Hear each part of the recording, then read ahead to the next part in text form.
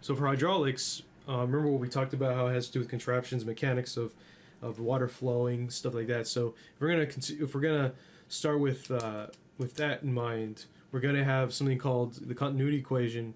If you recall from my last video, the continuity equation has to do with basically the fact that the Reynolds transport theorem is satisfied in such a way that the mass change is zero. So you have control volume that does not itself contract or expand.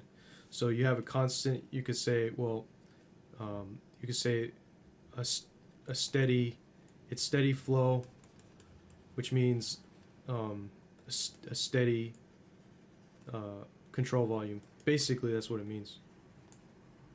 I mean, you could say steady. You could also say like it's like a static, or you could say does not expand.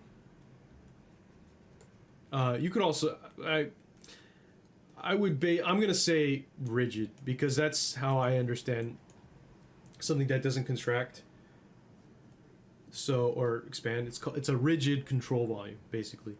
As time progresses, it doesn't expand, it doesn't contract, you're good. So as a result, you're gonna have that the mass over time, or what we call, or mdot, goes to this thing, right? That's gonna have a particular change, but the change in that, so some kind of, if you have like this that, and by the way, this is kind of a BS thing. Let me just get rid of it. I should say that the change, because I actually don't know too much about it myself, is zero. So so because of that, it's some quantity, we're good. We have conservation of mass, so the mass stays the same. So you end up with something called the continuity equation, which means that in any given section, this quantity remains the same. So it's a result of a rigid control volume. I'm going to say C, Reynolds transport theorem.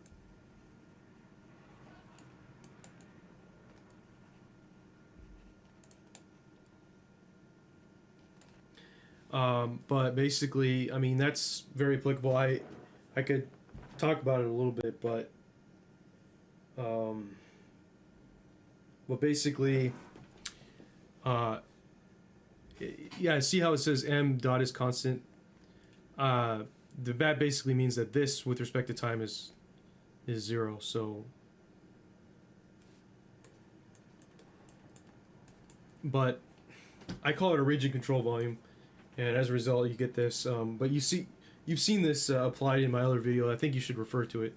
I'm only referencing it because we're going to be using it in a problem. So I think where we are, but I just wanted to remind you of it because it's important in hydraulics, like because it allows you to extract information in some other area that you need that is hard to get. So if we move on, it's probably the best thing at this point. So other things I want to talk about is the energy line and concept of energy line and the field equation. So if you all recall, the conservation of energy is such that PE plus KE 1 equals PE 2 plus KE 2. So it just means basically that if you have some point in space and you say that some object has energy at that point, it's going to be the same as energy in another point.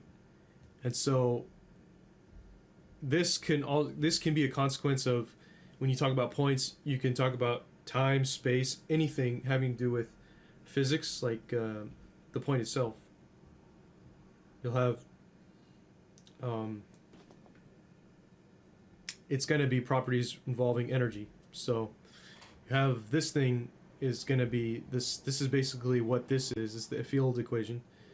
So when you talk about different locations, we're mostly interested in the actual location itself. So we're not talking about time. So we're just talking about, this is going to be energy equation, strictly involving positions. Because you could also talk about time, like how time is going to influence your energy, how much time it takes for you to get from one point to the other.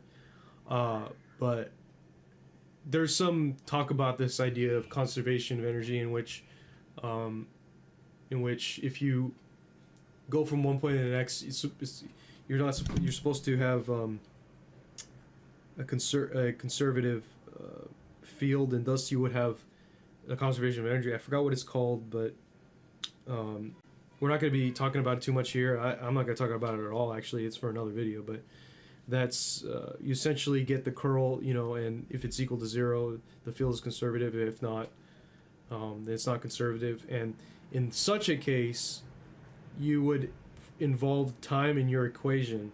But even then, so in other words, if the field is not conservative, yet the energy is conservative, you would have a component of energy in terms of the time itself.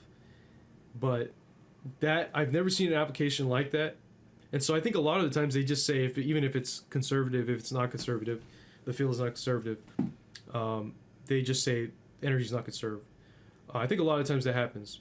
Now, I'm not an expert on this at all. I deal with forces, not energy. So somebody else would have to go more elaborate on that. But this is what I've seen in my experience with this stuff. So, but right now we're assuming it's a strictly position. So if you're talking about position, obviously this point, when we're talking about the left-hand side, it means that there's energy associated with one point, and then on the right-hand side, it's another point. So you might have a pipe like this, and you might say, well, it's got this thing, and the water's here, and this might be point B, point A. We're assuming that the energy at A is the same as the energy at B. And we're using the Bernoulli equation such that the energy here is the same as the energy here. So that's all it means. And we assume that there's no friction losses. So what that means is, if there's flow, it means that there's no loss in energy as it goes from B to A. There's the content of the energy is going to be inside that fluid as it goes from B to A or A to B. Now there might not be flow in this case, but I'm just saying in general. So in this case, if you do have flow, and then that would be the case. So yeah, you would use these equations. You're always using these equations when you don't know enough about what you're looking at, the hydraulic system that you're looking at. If you don't know the hydraulic system you're looking at, you're just always using this. You're saying, okay, I got this contraption thing. Okay, I want to know velocity at this other end. At this end, I don't know. I'll just try my best to use the Bernoulli equation, wing it as best as possible, and we'll see how that happens. But anyway, I think that the left-hand side, let's read this energy line. The Bernoulli equation states that the sum of the pressure, velocity, and elevation head is constant. So that's another way of saying the energy equation, because we're assuming those are the only forms of energy we have statically. Now, even though it says velocity, I really do mean statics, because if the flow is great enough and you have a dynamic situation, or then we would have to invoke something called the it would be a completely different formulation. We would say, oh no, it's not going to be the same at any given point. It's only in such a case, in a dynamic case, it would only be the same along the flow line, which is a concept I may not even get to in this case. But we're just saying we're assuming the velocity is small enough to where we can call it a static situation. So in this case, it says energy line is the sum of the total head above a horizontal datum. So in this case, I should probably drawn it, but you always want to draw a datum, right? And by convention, whatever's on top, if you have elevation from here to here, that's positive, so positive. And then whatever's below, you have a point here, we say that's negative, and we're talking about HE, by the way. So that's always the case. Anyway, so the difference between the hydraulic grade line and energy line is the v squared over 2g term. Yeah, that's pretty much true for the most part, but we don't really know, we're not going to get into hydraulic grade lines, so don't worry about that. I would just get rid of that. So don't worry about that. So anyway, go ahead and pause the video and do whatever you think is necessary. So anyway, let's move on. And so from that, we then get this concept of the energy equation, but if we have friction. So this would be the head loss due to friction, and friction can come in many ways. But a lot of times what happens is HF is obtained from research or empiricism.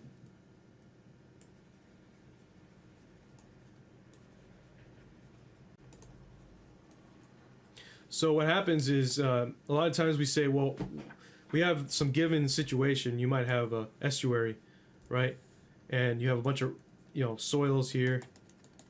Soil, clay. Not clay, more like sand. I don't know. You might have a rock here and another rock here. And the flow is going to go this way. And it might end up, there might be a bump here. Right? And this thing might be like this. So this might be an estuary. You might call it an estuary. And in such a case, you might say, well, what's HF? Because if we're concerned about, say, the velocity at this point, we don't know what, we would need to know what this is. And then you would say, well, I don't know. Go out and test. So you go out and test. And when you go out and test, what you're really doing is you're saying, well, what have people done before? Well, they have formulas for HF, and one of them is called the I believe it's the Darcy-Weisbach equation is one of them, and there's a few others. And so I'm going to leave it up to you to think about it a little bit or find something, but please just stay with me, because you should see next slides for the empirical formulas. So people have worked these out already, and they've done tests. So we're in showbiz now. So let's go ahead and move on. I mean, so as you can tell, this looks awfully familiar to what we just saw, right? Right here, right? So you might think, like, is that a contradiction? No, it's not. It's not a contradiction. It's not a contradiction. So, because clearly it's because we're talking about the fact that it's possible that we can have friction. And in many cases, most cases, when you're doing school stuff, you won't have this. So go ahead and be okay with that. Okay, let's do an example problem. So it says a pipe carrying an incompressible fluid has a diameter of 100 millimeters at point 1 and a diameter of 50 millimeters at point 2.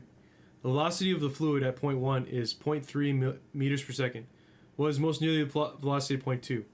So you might be thinking to yourself, well, I'm talking about diameters here. So this is an example in which we're trying to deal with, okay, a possibility that you might screw up on the FE fundamentally. So in this case, they're talking about points, right? And you're also talking about diameters. So it doesn't seem very clear to us what they're talking about. Let me show you what I mean by this. When you're talking about a diameter, right, you might be thinking to yourself, if you're being very literal, all you've got is a diameter, all you got is circles. And this is what happened to me at first.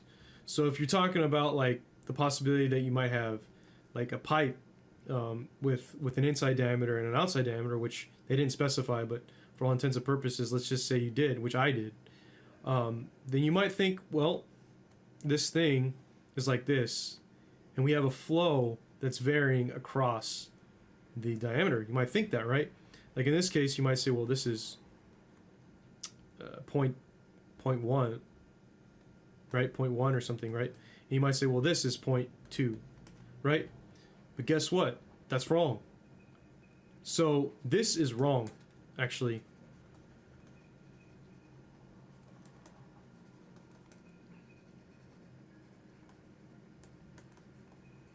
And this is a wrong interpretation, and the reason why you should know it's wrong is because we weren't specified that we were not specified inside, outside diameter. We weren't specified it. So you could be sure that if you're not specified it, then don't think of it this way. Instead, the correct interpretation, and I'm going to draw it up here, is this. Where you have flow going this way and this way. And so this is point 2 and this is point 1. Now, point 2. I always get these mixed up. I'm always getting these mixed up. This is 2, this is 1. Anyway, so this is point 1.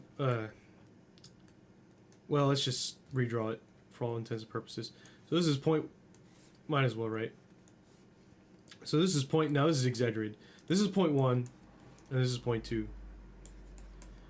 And so clearly this is 50 millimeters, and this is 100 millimeters, right? So, and if the flow is going this way, you know, you got a velocity going this way and this way, right? V1, V2. Then clearly, if you want to find out what we really want is this, right? So V2 is what we desire. We're given V1, and we're given the area. Well, we can find the areas, but how would we do this? So remember Bernoulli, right? You could use Bernoulli, or you could use the continuity equation. Remember what we did? If we use continuity, we have A1 V1 equals A2 V2, right? So do we have V2? No. Do we have A1? Yeah, we can get it. It's just pi d squared over 4. Pi d squared over 4. We were given this. So the answer is just using continuity. So V2 is A1 V1. So A1 is 100 mm, we'll say squared, times 1/4, and then times what? The velocity of V2 is hold on a second. V2 is this, right? So A1, yeah, it's 100, and then V1 is 0.3, and we're not going to put units yet, but then divide by, because there's not enough space. This pi, and then in this case is pi d squared is 50 squared, and then 1/4, and that's it. So take out the 1/4 because that's the same here, and then all you're left with is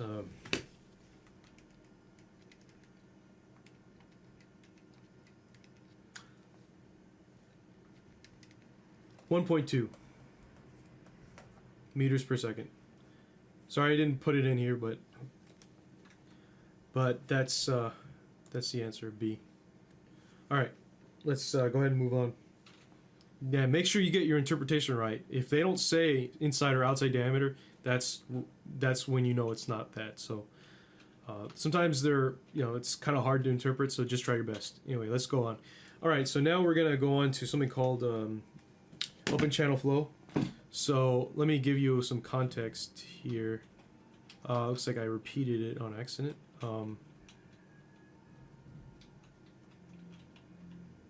So let me give you some context here.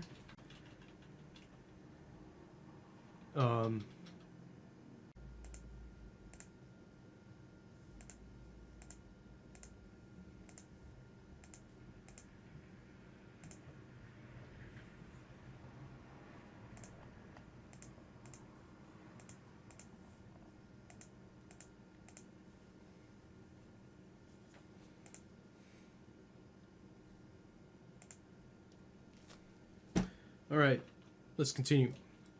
So this is called the Manning equation, and similar to culverts and pipes that carries water and other fluids,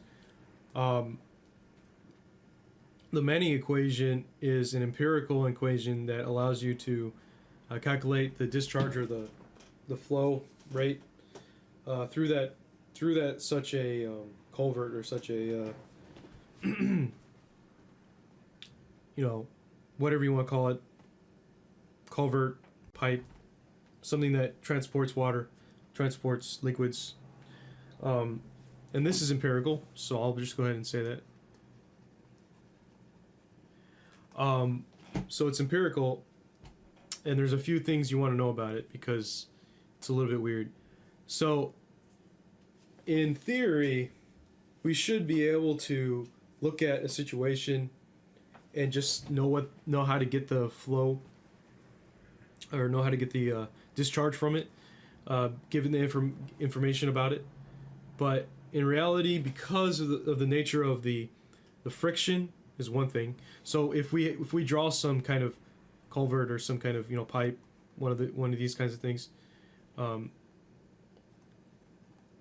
you'll have flow going this way.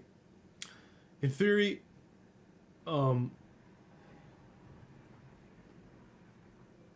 you might, it could be like that if you want.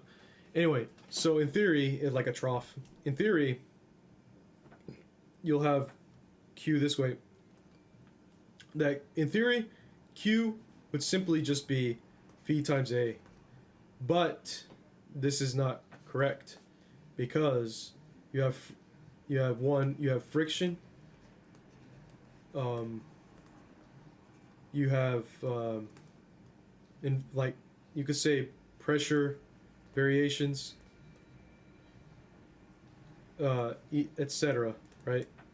I can't think of everything on the top of my head, but these things make it so that the flow relies on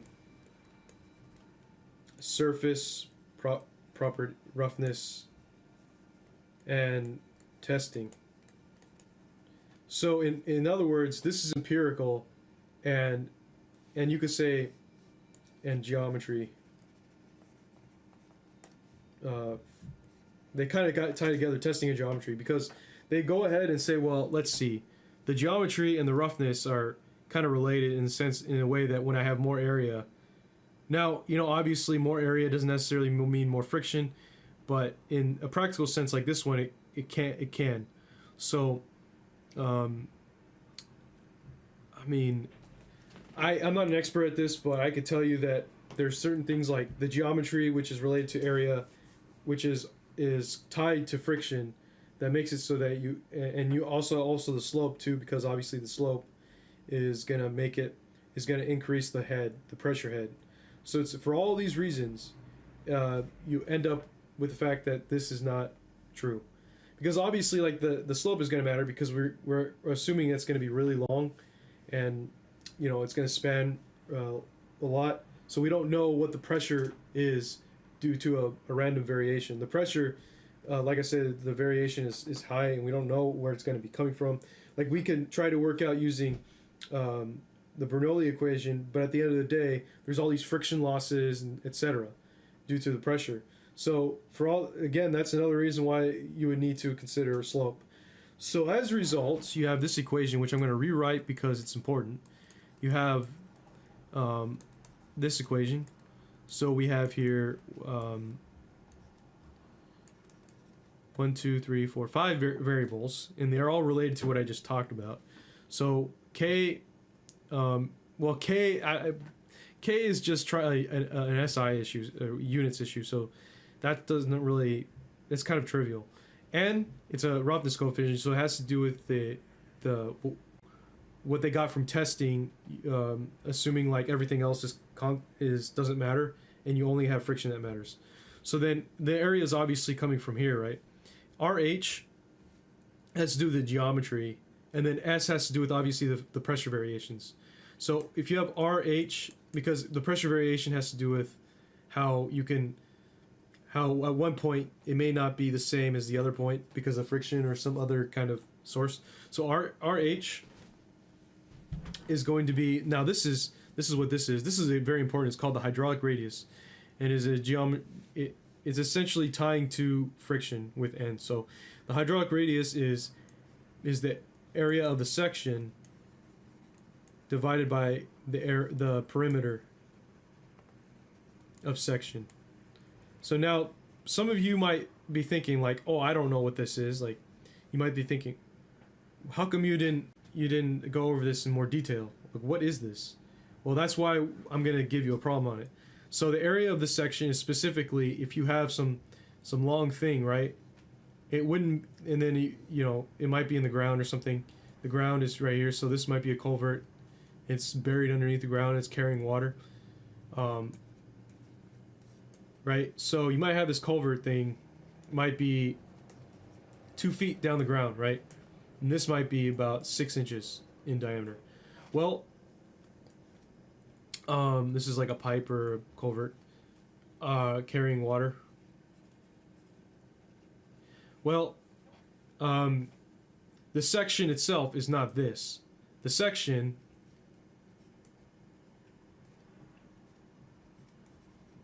is this portion. This is the section. This is the section. So when we look at the section, we're talking about cutting through it. And so you might look at the section being like this, like what we saw earlier, in which, and by the way, this is the perimeter of wetted section, of wetted portions. So if you're talking about this, you might have 2 feet, 2 feet, or you might have to calculate yourself 2 feet. So when you, and then you would need to angle, you would need the angle. So when you talk about the wetted perimeter, it'd be, what you would do is you would just say, okay, well, RH is going to be the area of this whole thing. This is A, divided by 2 plus 2 plus 2. And so, by the way, this is in, you can make it feet or meters depending upon how you're using it. But that's what it would be at the end of the day for this. And I don't know what area it is yet because I don't know what the angle is.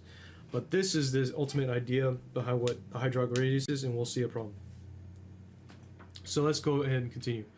So, and I just want to continue on with these different equations before I move on. So another important equation is called the Hazen-Williams equation, and that's another method of what I just talked about. So a lot of the times, like civil engineers in general like to use this over Manning. It's become a standard for some reason. This is more standard. I don't know why. And I remember it was even on my geotech test a long time ago. But it's the same concept. Use S, R, H, C, and K1. A lot of civil engineers they prefer it for whatever reason. I don't know. Maybe you could write in the comments below. But they like to use it, and so I think it's important, and I just wanted to go over it. So it's the same kind of thing, but just keep in mind that you might have to use it. It's in the book, so go ahead and feel free to open it there. I made a mistake, and I accidentally didn't save my edit for this PowerPoint that it included all the pages. So I'm going to have to include that when I do the callouts. All right, let's go ahead and move on. And by the way, so when we're using the Hazen-Williams equation, Hazen-Williams equation, the coefficient is this that we're going to be using, but in the other case with Manning, there is no coefficient, so instead they use the roughness. So that's the main difference between the Hazen-Williams and this is that the roughness coefficient is not in terms of like a full number on the bottom, on the denominator. So instead, you would have to just use C, and you just multiply by everything else. And so just keep that in mind. And so everything else is pretty much the same. S is a little bit strange because you have the HF thing here. You have L here, right? It's a little bit different than the other thing, maybe. I'm sorry, S here, because S here it says feet over feet, right? So you would just get the slope. based on what you see. In this case, you would get, it says slope of energy grade line. So yeah, you might have to be a little bit more precise in what's going on, and it might be a little bit like tedious to do this one. But if you have to do it, you have to do it. So just keep that in mind, that there's this HF factor, rather than just using what you want to use, which is the slope, like the slope of the actual of the pipe you're looking at. This is not the actual slope of the pipe you're looking at. It's the slope of the energy grade line. And the energy grade line, the HF, you could always get it from some other formula. So if you use the Hayes and Williams, you're gonna have to probably use some other formula to get HF, but that's all right. You'll find out. You know, you'll find it your own way somehow. You'll get it to work. And in this case, yeah, again, uses hydraulic surface. It's different. See the difference. So that's about it. So let's move on. So let's do an example problem. And let's see. So it says a sanitary sewer delivers flow from a sump to a lift station as shown in the figure below. The sewer's length is 400 feet and the diameter is 30 inches. The sewer is made of concrete. Manning's roughness coefficient n equals 0.013 and is constant with depth. Sorry if I said whole number. I meant the other way around about the Manning and stuff like that. For the full pipe flow with water surface elevation in the stream, sewer, sump, and lift station well of 105 and 103.5 feet respectively, the discharge CFS is most nearly what? So if, you know, we're gonna, obviously it says Manning, so we're probably gonna use the Manning equation. Let's go back to the Manning equation. So specifically it says Q is in feet cubed per second if you use all these units. So SI, as you recall, is it's you know, for like Europe and stuff. So when we're talking about the US, like feet stuff, feet cube and stuff like that, we're using the USCS units, right?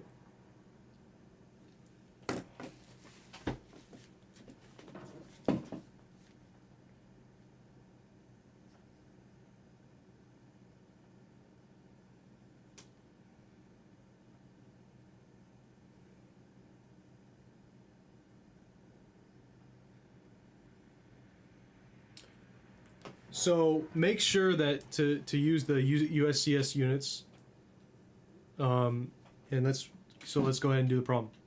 So in this case, we have the 105 and 103.5, right? So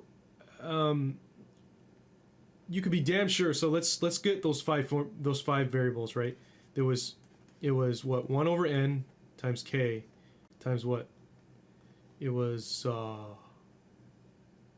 RH to the 2/3. We have 3 so far. V to something, and then S to the 1/2. Let's go back and see what V is. So V was, oh, I'm sorry, it was A. So A, RH, okay, so it's A, sorry. Let me get rid of that. It's A. So it's just A, right? So what we have here is, now I don't even remember. See, I don't remember it too. So this is going to be 1 over 0.013 times K, which we say is 1.460, I think. Whatever we see here, I mean, it says 1.486. Yeah, 1.486. And that's, and then RH, we'll leave it there because it's more complicated. A is, we don't know yet, but we'll just leave it there. And then S, we don't know yet. So, oops. A is just going to be the easiest one probably. So let's start with RH, right? It says, let's see, the sewer length is 400 feet and the diameter is 30 inches. The sewer is made of concrete. Let's see. For full pipe flow with water surface elevations, for full pipe flow with water surface elevations in the upstream. So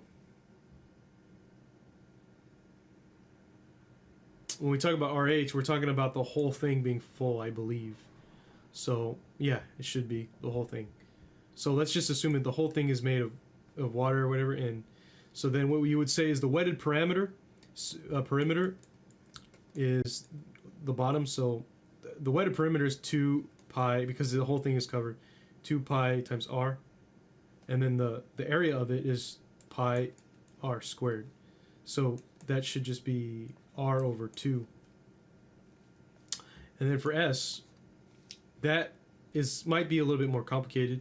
But if we look at this, because the angle is so small, as you could see, I mean, L is 400. The elevation, it says elevation here. Let's see. Lift station wet well of.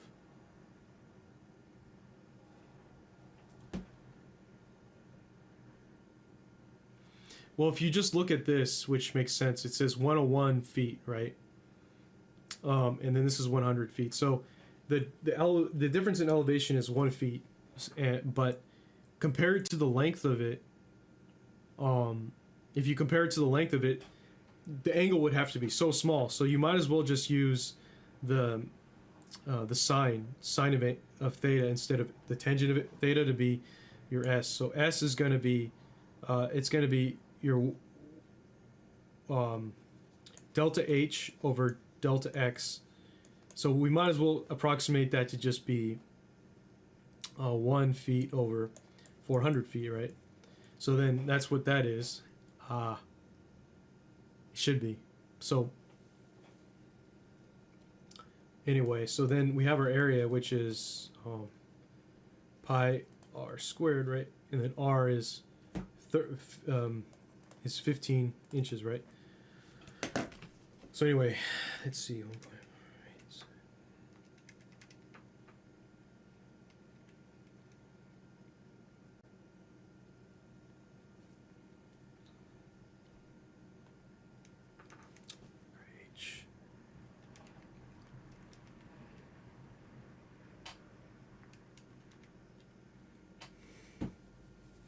And don't forget about the units, because the units are important. Like in this case, we see that it's in feet, so that's feet. S is in feet over feet. So yeah, that's the case. See, and then area is also should also be it's in feet squared. Okay. So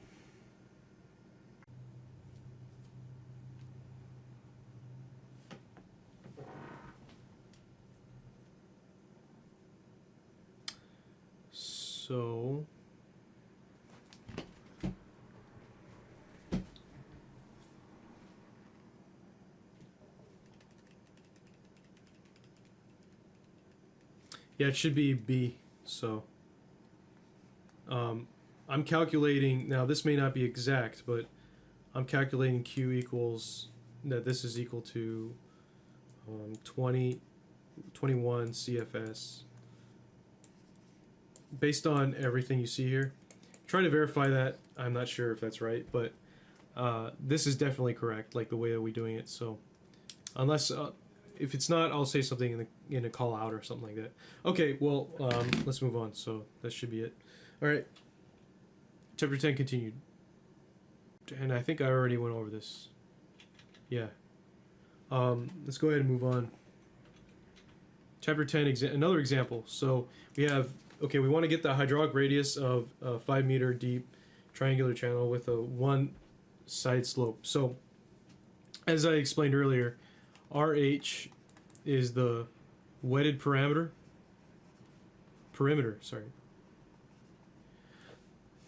divided by the area of the section, right? So clearly you could see here that you might have some extension here, right? If this problem was really nasty, you would have an extension here and you just wouldn't know. But in that case, we're only getting the area of what's inside and the perimeter of this portion, because this is the wetted portion. So whatever we get here is most important, whatever we get here is most important, whatever we get here is most important. So we already have it. This is 10 meters. This is well, this is actually the square root of 2 meters, right? And that's also the same. So this is going to be 5 times the square root of 2 plus 5 times the square root of 2 divided by the area of the section. And we could verify that that's the formula for it. Let's just go back.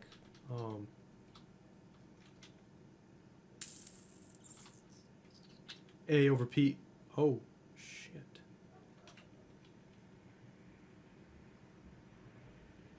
I'm sorry, I mixed them together. It's A over P. I don't know what I'm thinking.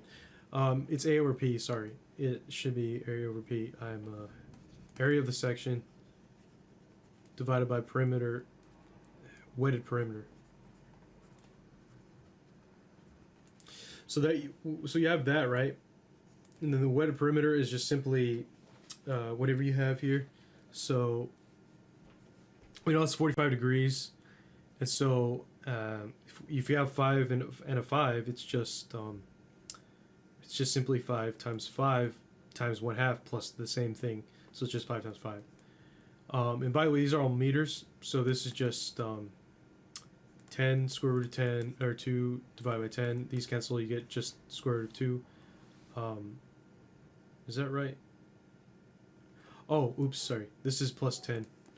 I got a little bit cocky here. Sorry. So this is plus 10, so you get that. You get 10 times 1 plus the square root of 2 over 25. And so if we're going to calculate this, we're going to get something. This is 5 plus 5, yeah. Yeah, so what do we get?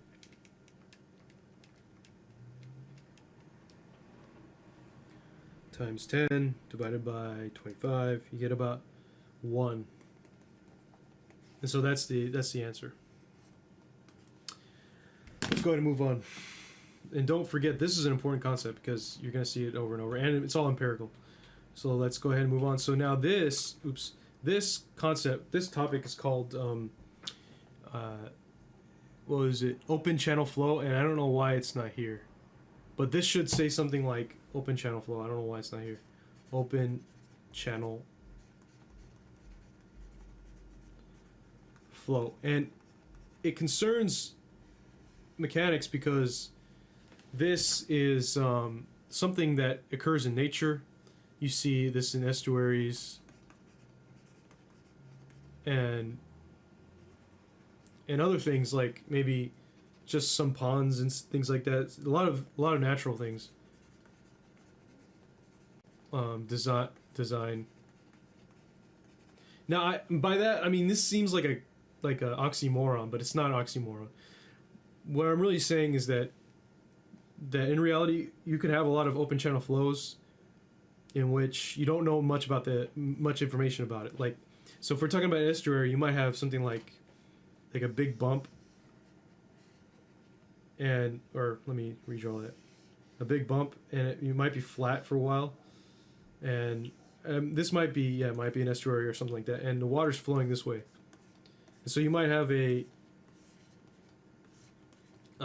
research project or something where you want to know what the force is that's being maybe you want to know if this is going to be damaged, because that damage, like if this portion of the soil is going to lift up, like there's a force, right? And it's going to lift it up, maybe it's going to damage the soil, and then it might cause a catastrophic failure. This might lead to flooding potentially. You might have, let's say, like on the other coming out of the page, you might have a retaining wall system, and you want to make sure that that retaining wall is not going to have more pressure on it. So you might have, the estuary might be going this way. This might be like a retaining wall.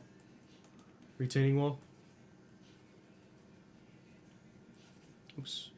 Retaining wall. Or structure.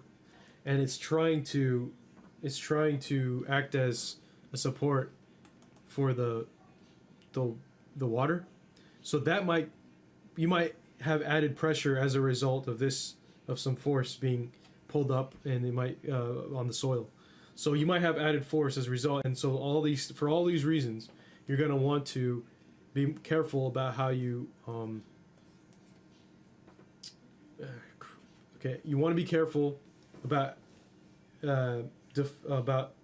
or you want to do some research on some natural flow.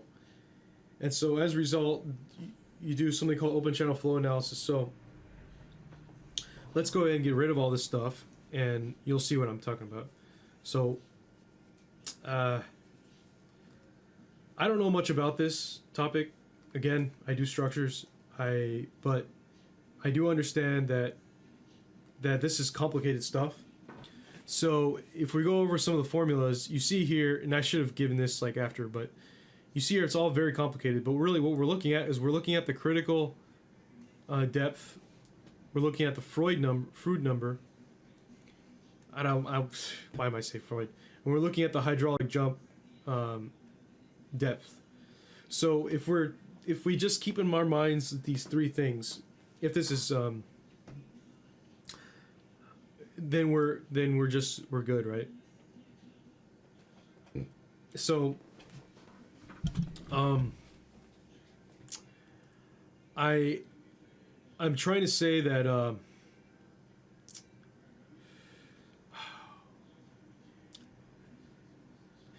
okay, so first of all, I want to say that let's go over these formulas one by one. From school, what I understand, and this may not be correct, but you should look it up and verify yourself.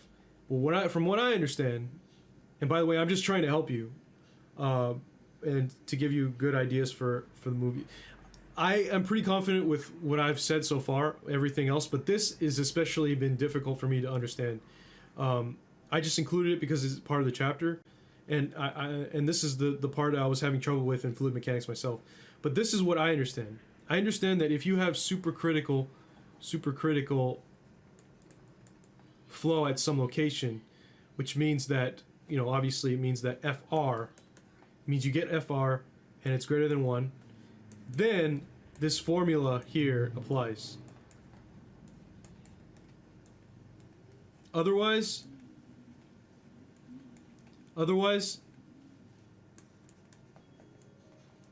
use Bernoulli. So I'm just explaining this to you because this is just a very special formula. And so don't worry too much about it. These are more general. So these are the ones that you want to be concerned with. This one you're just like, maybe not. But this is more special. These are more general because you don't always have this. This is not always the case. You know, so if you're gonna do this, if it's supercritical which means the Froude number is greater than 1, then please use Y2 this formula. Otherwise, to get Y2, use Bernoulli. So let's go ahead and move on. And then these numbers, again, Froude number is obviously useful because of these reasons. Like the basics for all your open channel flow problems are going to be to do with getting the Froude number and getting the critical depth. So always try to do these things. Sometimes you'll forget the formula, in which case just try to get it from somewhere. I don't know, but let's go ahead and move on. Oh, and by the way, if I didn't explain this right, which is probably the most likely case, you should definitely see UC Berkeley fluid mechanics professor Mark Stacy's explanation. I will include a link in the comment section below. He is the best fluid mechanics professor you'll ever have, in my opinion. He did physics, political science. He's very general, and he knows how to explain very difficult concepts such as this one. This is complicated. This is when fluid mechanics gets a little bit difficult to understand, and you really have to have some experience or some kind of special insight into doing this stuff. So please watch his explanation. It's actually very good, and I'm like, wow, I didn't know that. So I would recommend that. Please click on that link. Okay. Here's an example of using all that stuff. So for the purposes of FE, you don't need to understand that stuff, supercritical and subcritical, all that stuff, very much. But I want One more thing I wanted to cover though is, although you see all this stuff, right? It only makes sense when you're looking at a plot. So let me draw a plot. I had it in a slide and I don't know what happened to it. I don't know where the slide is. I might have deleted it on accident. I don't know where it is, but it should be here, and I guess it's not. I don't know. I don't know where it is, but let's just draw it out. I had a lot of problems today.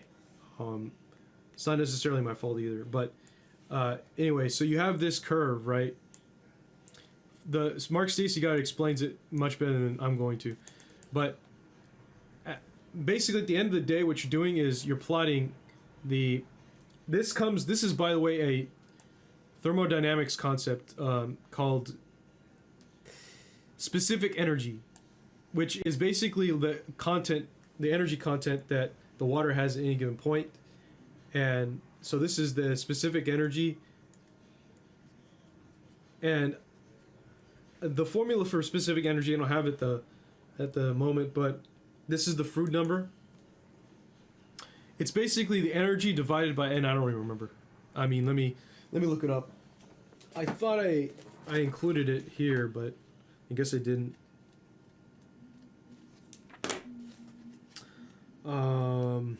Jesus Christ.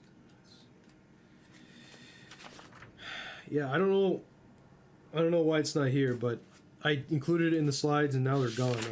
Now it's gone. I don't know what happened to it. But basically you have, this is, oh, oops, I messed up. It's not right.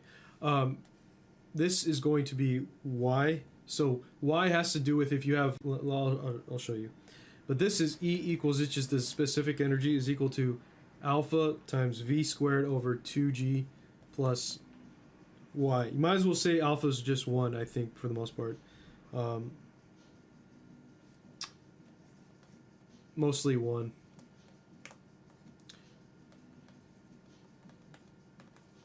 So when you have this formula, right, and you have y over here, right, what this describes is basically a open channel flow in which you got this thing, right? This is the ground, or not ground, but sand, and then you might have, actually the ground could be very bumpy. Let's just say it's very extremely bumpy, right? You'll have this thing, this is y, and then it goes like that, right? This might be open channel, this is an open channel flow. This is y. So as you go here, this is y. So any y's that you see here is that. So this equation is explaining this scenario at any given point. It's not saying, it's not a plot of the point, but it's saying that if y is this much, you get this energy content, or whatever y is associated. So this curve is for a particular open channel flow, So so obviously you're gonna, if you go out and test it, you have to get an approximation. But anyway, so if that's the case, but most importantly, what I want to do is I want to go over something that is important. So if this is the curve of it, right, then whatever's down below, and this is what Mark Stacey explains, whatever's below is supercritical, which means that Froude number is greater than 1. And then if it's above, it's this subcritical, which means that FR is less than 1. So, and I think there's a point in which there's no solution here, but he'll explain it in the video. And I'm not sure what that point is, but you can only have this situation. So, and by the way, all this stuff is, this is specific energy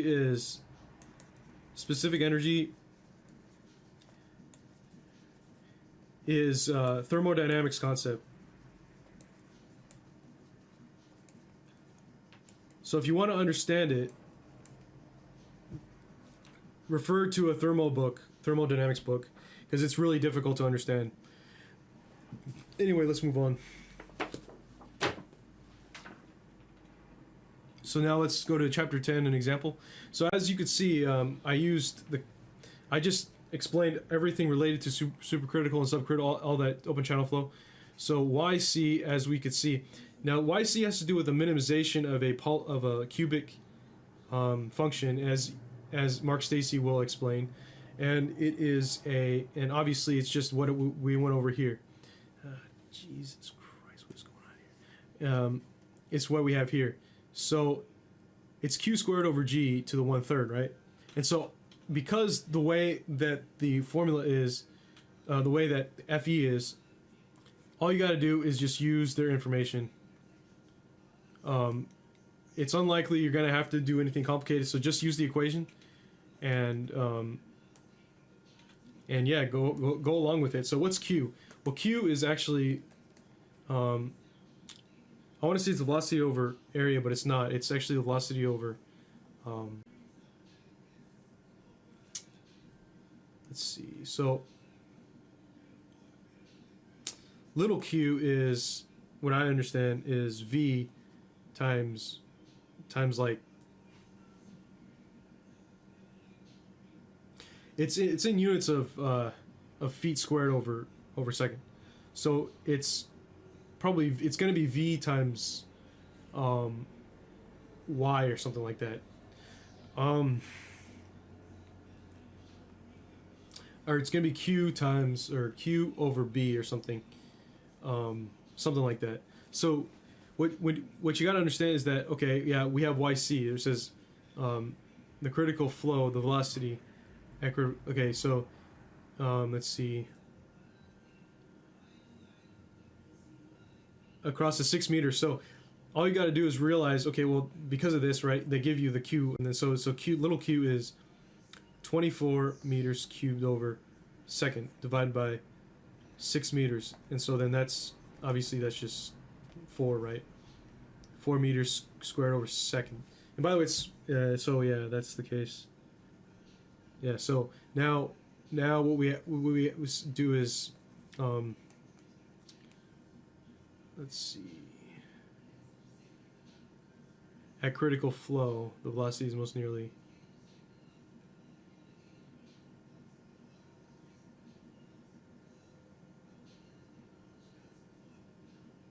So although this is the case,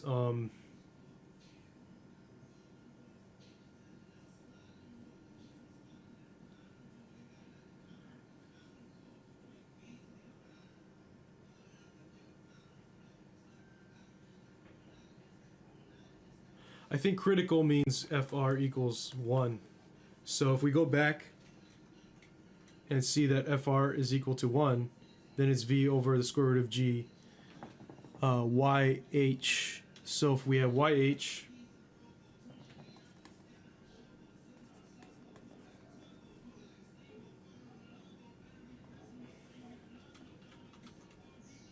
YH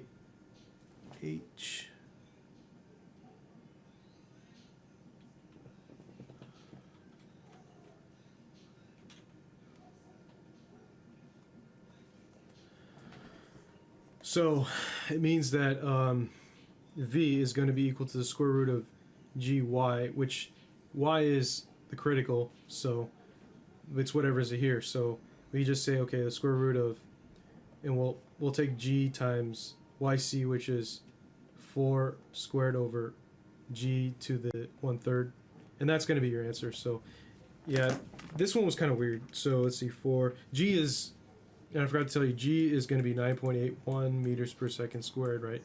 Per second, meters per second squared, right? Damn.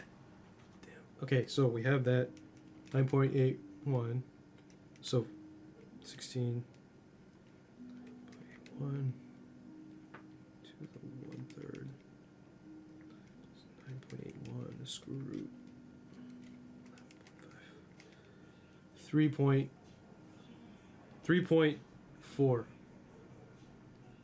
So this is 3.4 meters per second. You can verify that just by using G. This is G. By using this, plug it in, and it's 3.4 meters per second. So I used quite a few concepts. I used the fact that, and I don't know why I didn't say this earlier, but this means that critical critical flow by definition. So yeah, that's what that is. So anyway, let's go ahead and move on, and hopefully that makes sense to you. So we'll just say that that's the answer. So yeah, we use quite a bit of concepts here. I mean, B over Q over B, that might be kind of hard to understand, but essentially you're getting the amount of like little q is the amount of area over per time in terms of the section. So if you divide it by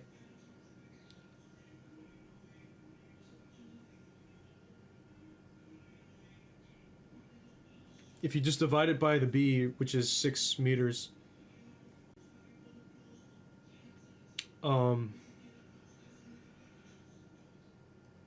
then you'll get how much area you have per time. So